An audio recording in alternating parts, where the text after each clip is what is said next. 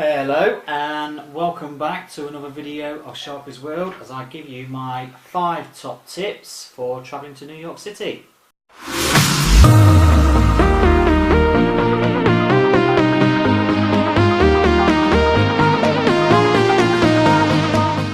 These tips are mainly going to go out to non-Americans, and as my first top tip is how much money do you think you need to take to New York City?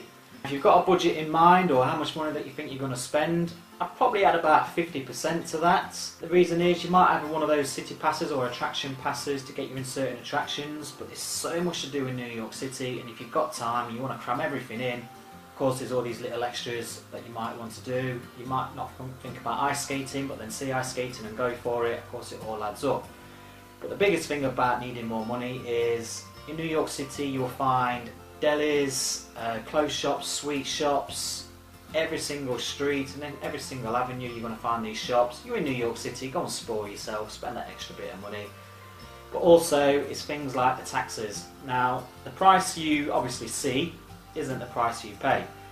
The Americans like to add tax to everything, so it could be anything from 5 to 20%. You could go to the deli and buy a few drinks, sandwich, you expect to pay tax on top. You go to your restaurant, your final bill, there's tax on top. Even checking out of your hotel, you pay for the hotel, there's tax added to it.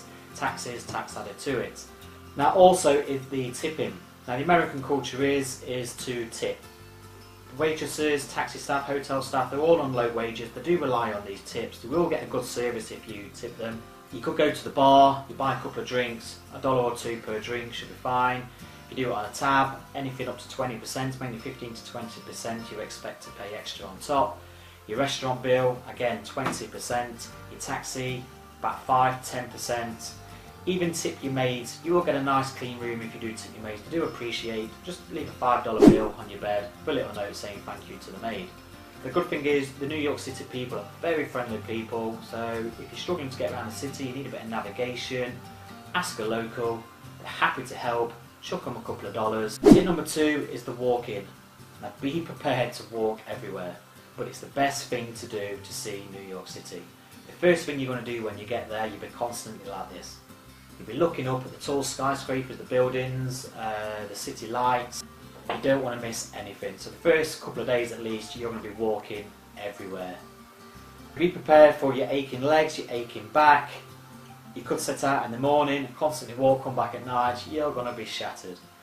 The good thing though about New York City is the New York street grid system. You've got the streets that of course run from west to east, and then you've got the avenues that run from north to south. Easy way to navigate around.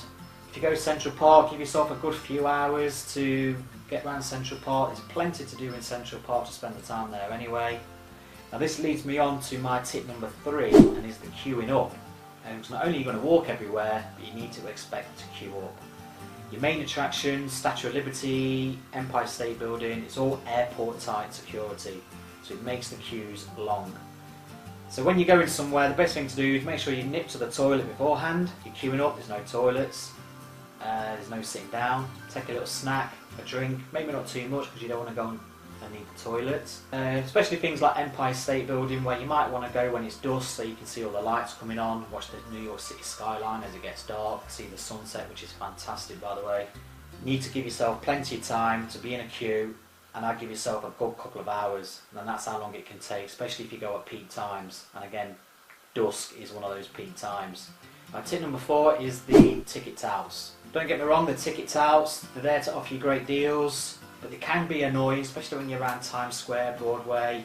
Every single street corner there'll be a ticket tout asking you the same thing that the last person just asked on the last corner. It can get annoying. So if you do want to avoid them, a simple thing we tried in the end was, well, we're going home in the morning, we turn around and walk away.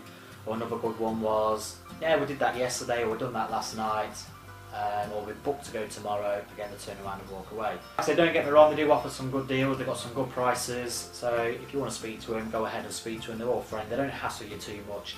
Like I say, it can just get annoying when every single street corner they're offering you the same ticket as the last one. It's like the comedy clubs. You walk past a comedy club, they're trying to get you in there. It's exactly the same with the comedy club across the road because all the performers perform at each one each night. Finally, my tip number 5 is probably before you go to New York is to book yourself one of these city passes. We did one, you save an absolute fortune. You can do one that does 6 attractions. It's all your top attractions: Statue of Liberty, Empire, Rockefeller, the museums, things like that.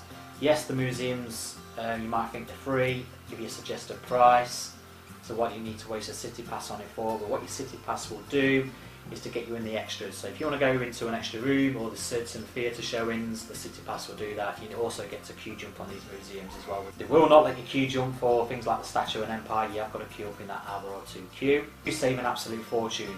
Like I say, if you do the 6 attractions, you can save anything up to 40% of your ticket price, which is a fantastic saving.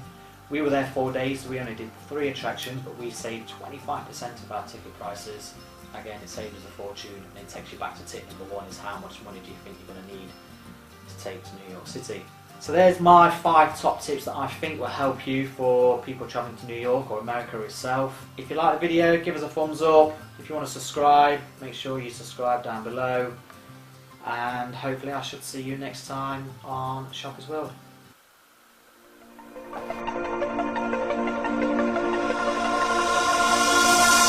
In the stories that we see,